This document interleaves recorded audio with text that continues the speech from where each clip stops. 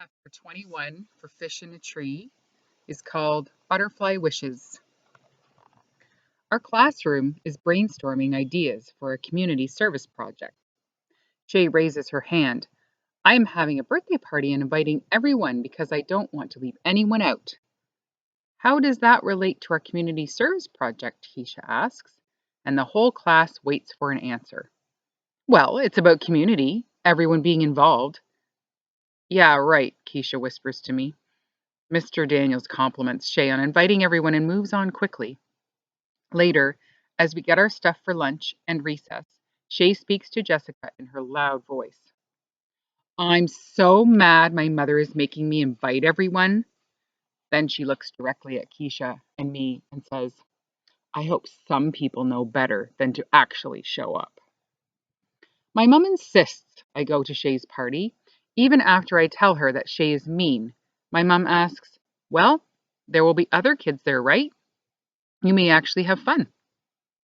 Albert grabbed his invitation from the mailbox before his mother saw it. Keisha's family is visiting her grandmother, so I'm alone. At lunch, I ask Albert and Keisha about some diseases I can use as an excuse not to go. How about bubonic plague, otherwise known as the Black Plague? Albert asks. Keisha almost spits out her milk. Seriously? Uh, that may be a bit much, I say. But then I begin to wonder, what does that look like anyway? Oh, well, chills, fever, cramps, seizures, toes, fingers, nose, and lips turn black because the cells die, and you'll likely spit blood. Albert, Keisha says, that's nuts. She can be sick like a normal person, you know. Cough, runny nose. Sound familiar? That's fine, he says, taking a bite of his sandwich. It just seems uninteresting. That's all. Shay's party is at the Butterfly Gardens, and when I arrive, I recognize some girls from other classrooms. They are all wearing friendship bracelets. Jessica wears even more now. I still ache to have some and wonder if Keisha would like a bracelet like that. Soon we are lined up and brought to the main butterfly garden, which is a clear plastic tent set up inside a bigger room. The tent is filled with plants and flowers, and flying around are tons of butterflies. People stand there as the butterflies land on them, and you can feel how happy people are just by watching their eyes. Before we enter the tent, a lady talks to us about the butterflies. She tells us about their patterns and to look for ones with a giant dot on each wing. These are adaptations to scare other animals into thinking they are eyes, so other animals will think they are bigger and more dangerous and leave them alone. I wish I could do this with Shay, and that Albert could do that with those boys. She reminds us not to grab any butterflies because they are injured easily. We are supposed to stand and let them come to us. Then the lady points to me and says, they'll love your orange shirt. That's right, the butterflies do come to me. Their colors and patterns make me wonder why I haven't been drawing butterflies.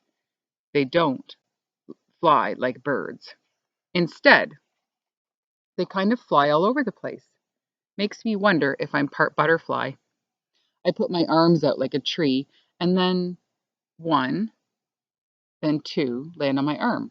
I love them. I never knew before how much I love butterflies.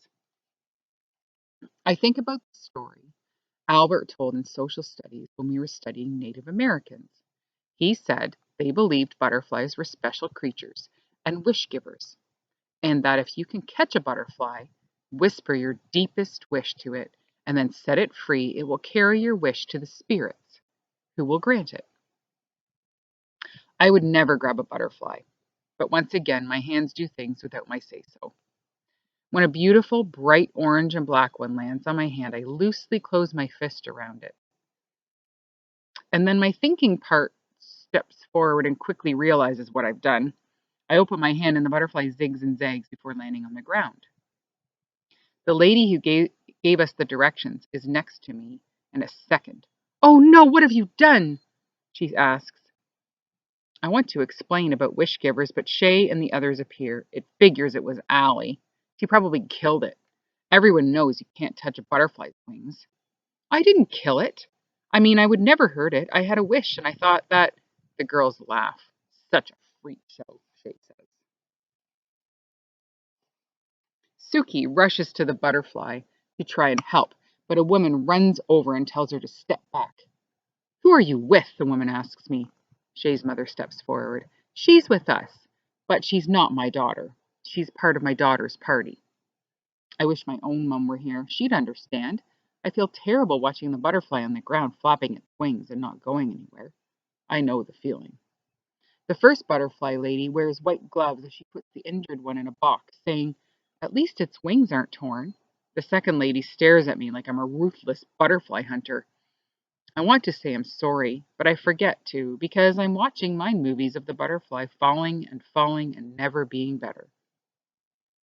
And then the movie is filled with butterflies that are all falling like rain, and I feel as sad as I did watching the real one fall. Suki comes over.